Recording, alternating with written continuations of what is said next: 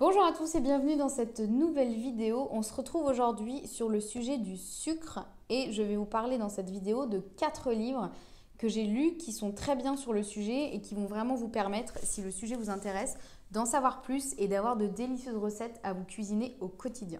Si vous n'avez pas vu la première vidéo que j'ai faite sur le sucre, je vous invite à mettre celle-ci en pause et aller la voir pour mieux comprendre un peu ce qu'est le sucre, l'indice glycémique et compagnie.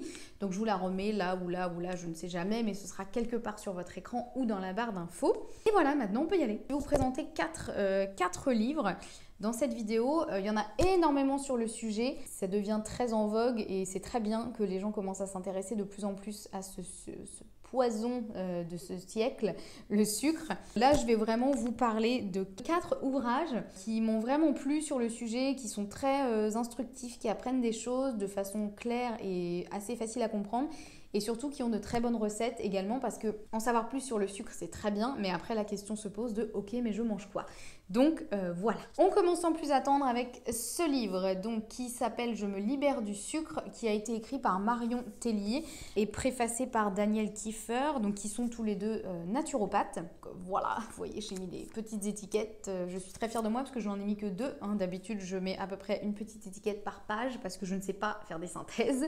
Donc c'est un livre qui se lit assez rapidement comme vous le voyez et je vais vous lire un petit peu ce qui est écrit derrière pour vous en dire plus. Donc je me libère du sucre, une vie gourmande sans sucre, c'est possible. Nous consommons trop de sucre parfois sans même nous en apercevoir. C'est ce que je vous expliquais dans la vidéo précédente sur le sucre. De nombreuses études pointent du doigt cet ingrédient comme étant responsable de la fatigue métabolique, de la recrudescence des maladies chroniques et de l'obésité. La pendule de 1840. Marion Tellier, naturopathe, nous aide à débusquer les sucres cachés et à changer durablement nos habitudes alimentaires. Donc, 4 avantages de ce livre. Distinguez les familles de sucres, choisissez votre cure détox en fonction de votre profil, adoptez le programme en 8 semaines J'arrête le sucre et concoctez des recettes zéro sucre mais 100% plaisir. Grâce à cet ouvrage, vous redevenez acteur de votre santé, vous libérez du sucre, devient une réalité et votre corps vous dit merci. Donc effectivement, ce que j'ai bien aimé dans ce livre, c'est qu'il y a une bonne explication au début sur ce qu'est le sucre et quels sont les différents types de sucre. C'est bien expliqué également donc, ce que fait le sucre sur notre corps, quel impact il a. C'est vraiment facile à comprendre et assez ludique à lire. Et ensuite, ce qui est bien, c'est qu'on peut vraiment déterminer son profil par rapport au sucre. Donc je crois qu'il y en a 5. Et du coup, ça permet déjà de un petit peu plus se poser la question de son rapport au sucre. Où est-ce qu'on en est? Est-ce que vraiment on mange trop de sucre? Est-ce qu'on a un problème avec le sucre? Ou est-ce que ça va? Et ensuite, il y a un programme sur 8 semaines pour diminuer puis arrêter totalement le sucre et réintroduire le bon sucre dans sa vie. Donc le but n'est pas, avec cet ouvrage, de ne plus du tout manger de sucre toute sa vie. Là, c'est vraiment de faire un petit peu une détox du sucre sur 8 semaines et de, en gros, revoir son rapport au sucre et de pouvoir manger plus sainement après de manière plus facile.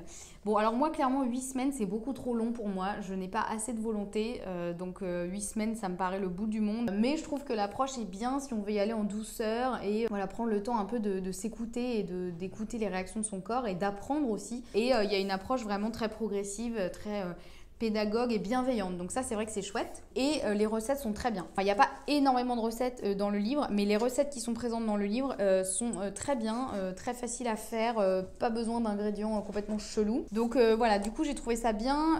Alors, toutes les recettes, je crois, ne sont pas totalement véganes, mais quasiment, ou si elles ne le sont pas, elles sont très facilement véganisables. Vraiment, je vous conseille ce livre qui est ludique et bien expliqué. Ensuite, un deuxième livre, c'est celui-ci, donc Solutions végétariennes low carb. Donc low carb, ça veut dire faible en glucides en anglais pour les non-anglophones. Donc je vous lis un peu ce qui est derrière. Donc dans un régime low carb et vegan, les matières grasses et les protéines sont végétales. Aucun risque d'excès de protéines et votre bilan sanguin sera optimal. L'envie de sucre disparaît au bout de quelques semaines, on se sent bien, on perd rapidement du poids, sans sensation de faim ni nécessité de compter les calories et on a plus d'énergie. Donc c'est un petit livre qui paye pas de mine, qui a pas du tout d'image, qui est en noir et blanc, donc j'avoue que j'étais un peu dubitative au début et en fait ce livre c'est une mine d'or. Il y a énormément d'infos, mais j'ai appris tellement de trucs. Alors, c'est un livre où des fois, il y a des répétitions, il y a des phrases exactement les mêmes qui vont se balader un peu partout, donc c'est un peu bizarre. Mais vraiment hyper intéressant. Il y a toute la partie, donc toute cette partie-là, c'est uniquement sur le sucre, le pourquoi du comment, pourquoi il vaut mieux diminuer les glucides, etc. Et ça, ce sont des recettes. Alors au niveau recettes, moi j'ai pas trop accroché. Je trouve qu'il y a beaucoup de recettes où il faut des ingrédients complètement chelous dont je n'ai jamais entendu parler et pourtant je m'y connais un petit peu en cuisine. Certaines un peu bizarres, donc j'ai moins accroché avec les recettes. En revanche, la première partie, vraiment j'ai appris énormément de choses. C'est hyper intéressant. C'est écrit par une diététicienne. Et surtout, ce qui est hyper intéressant, c'est que ça peut s'avérer assez compliqué de suivre un régime pauvre en glucides quand on est vegan parce que, en général, la plupart des régimes, on va dire les plus connus qui préconisent de limiter les glucides, ça va être du coup de compenser par énormément de protéines animales. Donc quand on est vegan, évidemment, on n'a pas ça. Et on a tendance à manger beaucoup de céréales, de légumineuses, etc. Donc là, c'est vraiment le livre qu'il vous faut si vous êtes vegan et que vous souhaitez diminuer les glucides. Elle explique très bien comment on peut faire en étant vegan. Donc ne pas hésiter à faire le plein de bons gras. Il ne faut pas avoir peur de manger du gras tant que c'est du bon gras. Donc pas la friture par exemple, voilà, pas du mauvais gras saturé, mais du bon gras. Elle explique comment avoir assez de protéines, assez de nutriments et vitamines. Donc elle aborde vraiment toutes les questions des protéines, des graisses, des nutriments. Elle parle du soja également, la question du soja qui est quand même récurrente quand on est vegan. Elle remet en question pas mal de clichés sur l'alimentation végane et pauvre en glucides et c'est vraiment basé sur des études. Donc voilà, c'est pertinent, c'est précis et c'est bien formulé. J'ai notamment découvert grâce à ce livre que quand vous lisez sur les étiquettes, pour vous rendre compte, 4 grammes de sucre, c'est 1 cuillère à café. Donc quand vous voyez un aliment, vous regardez par portion les glucides dont sucre. Si vous voyez par exemple qu'il y a 16 grammes, et 4 x 4, 16, ça fait 4 cuillères à café de sucre. C'est comme si vous mangiez 4 cuillères à café de sucre.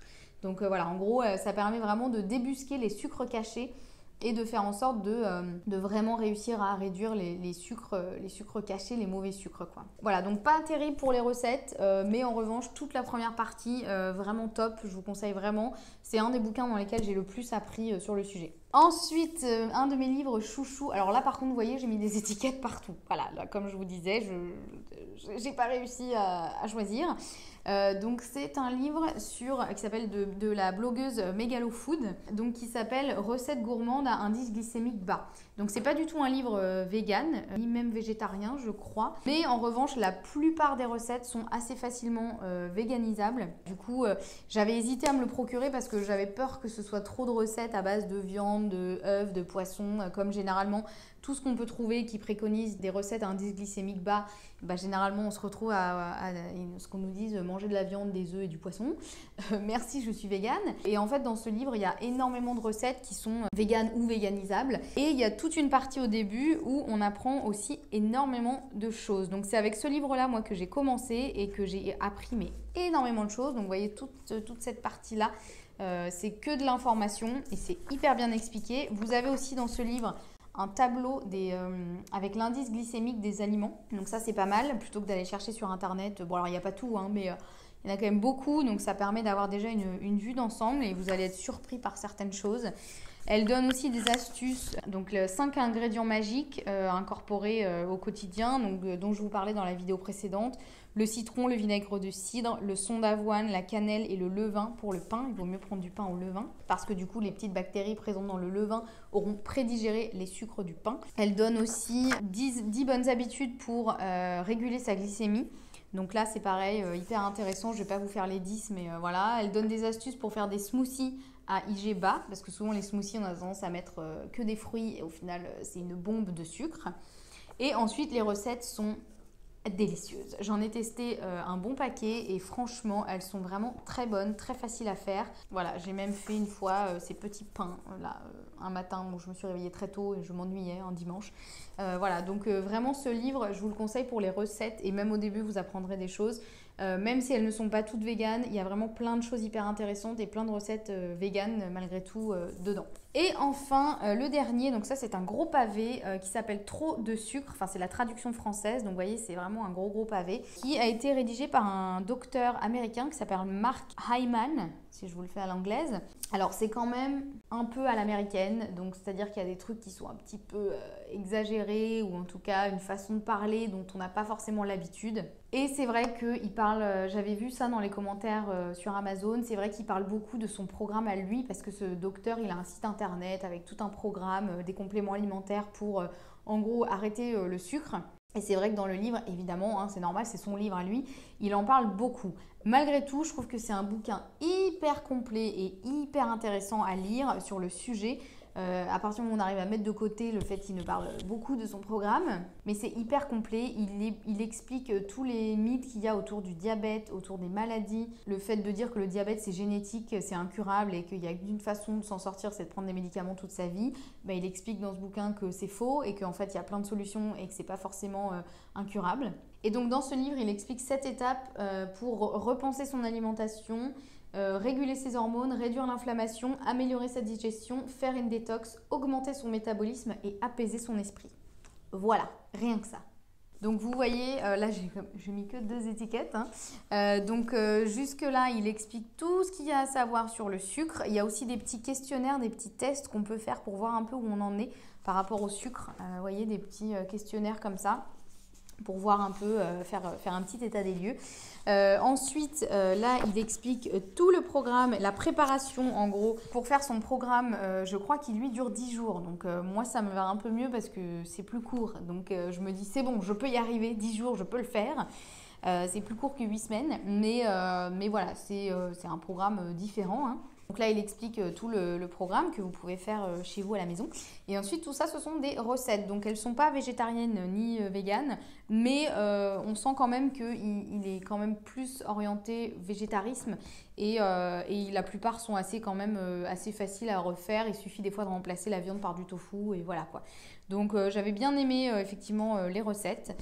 Voilà, donc ça c'est vraiment un gros pavé. Mais si vous êtes intéressé par le sujet, je vous le conseille vraiment. Une fois que vous aurez lu ça... Et les 3 autres livres, vous serez quand même bien calé sur le sujet. Voilà, donc j'espère que ces 4 livres vous auront inspiré, vous auront plu. N'hésitez pas à me dire dans les commentaires s'il y a d'autres livres sur le sujet que vous aimez bien. Je pense notamment à un qui s'appelle Fat, pourquoi on grossit, de Gary Taubes, je crois, qui est très bien. En revanche, ça prône à fond de manger de la viande, du poisson et des œufs. Donc je ne voulais pas conseiller parce que voilà, ça va à l'encontre de mes principes véganes, mais en tout cas... il y a aussi plein de choses qui sont très bien expliquées dans ce livre et moi je l'avais lu il y a un petit moment et waouh, c'était bluffant. Donc dites-moi dans les commentaires s'il y a d'autres livres sur le sujet qui vous plaisent, que vous aimez et voilà, n'hésitez pas à mettre un petit pouce si vous avez aimé cette vidéo. Je vous remets tous les liens des livres dans la barre d'infos et en attendant je vous embrasse bien fort et je vous dis à très bientôt pour une prochaine vidéo. Ciao!